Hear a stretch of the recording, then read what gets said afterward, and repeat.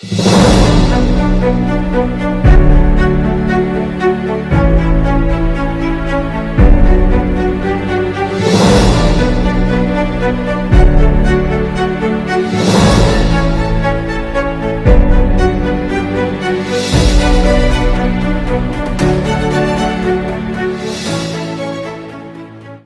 satu dunia pulau berlapis emas bikin geger dunia. Ternyata berada di Indonesia di masa klasik. Orang-orang dan para pujangga di berbagai wilayah dunia sudah punya cerita dan catatan mengenai pulau emas di wilayah antah berantah.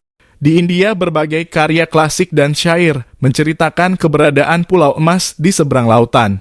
Kisah Ramayana sudah menggambarkan pelayaran ke pulau emas yang disebut Suvarnabhumi.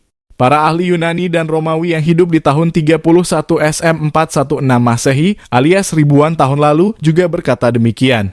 Mereka selalu bercerita ada pulau kayak emas di selatan India. Bahkan ada satu teks dari abad ke-1 Masehi yang secara spesifik menyebut lokasi. Teks itu menulis pulau emas berada di matahari yang tepat di atas kepala. Maksudnya berada di garis khatulistiwa. Lalu di Cina ada naskah kuno era dinasti Ming dalam kurung abad ke-14 yang menyebut negeri San F.Jai kaya akan emas. Negeri itu berada di kawasan selatan. Apapun versi dari berbagai peradaban kuno dunia, semua menyebut bahwa pulau emas sesuai namanya, kaya akan emas. Setiap orang yang ke sana niscaya bakal makmur, sebab setiap lapisan tanah terdapat emas. Deretan cerita baru bisa dibuktikan kebenarannya di era penjelajahan samudera sekitar abad ke-15. Saat orang sudah mampu berlayar, diketahui pulau emas yang jadi legenda ribuan tahun di seluruh dunia ternyata berada di Nusantara yang kini menjadi Indonesia. Nama pulaunya Sumatera. Pada titik ini sejarawan W. Walters dalam Kebangkitan dan Kejayaan Sriwijaya abad I3VI dalam kurung 2017 menyebut berbagai catatan tersebut jadi bukti popularitas Asia Tenggara dan Sumatera sebagai sumber emas yang penting. Tanah berlapis emas berkembangnya pengetahuan semakin membuktikan bahwa pulau emas Sumatera bukan fiksi. Para penduduk mulai melakukan penggalian. Kawasan Sumatera Barat misalkan William Marsden dalam The History of Sumatra dalam kurung 1811 menulis pada abad ke-19 Padang menerima 10.000 ons atau 283 kg emas dari satu. 200 tambang di pedalaman. Setiap tambang ditaksir punya nilai ekonomis 1 juta gulden. Bisa dibayangkan berapa keuntungan dari penambangan emas di Padang. Sementara di Aceh lebih spektakuler lagi.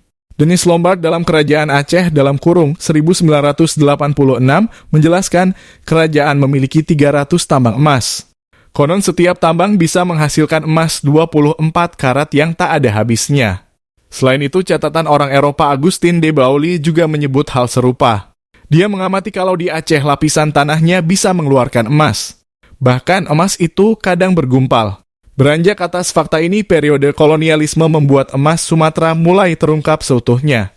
Kolonialis Belanda melakukan eksplorasi dan eksploitasi besar-besaran di sana. Sebab emas jadi sumber cuan potensial selain rempah-rempah. Penduduk lokal juga menjadikan emas sumber cuan. Mereka sering mengolah emas diolah untuk diperjualbelikan. Dari sini lahir pengusaha-pengusaha baru yang kaya raya berkat bisnis dan kepemilikan emas.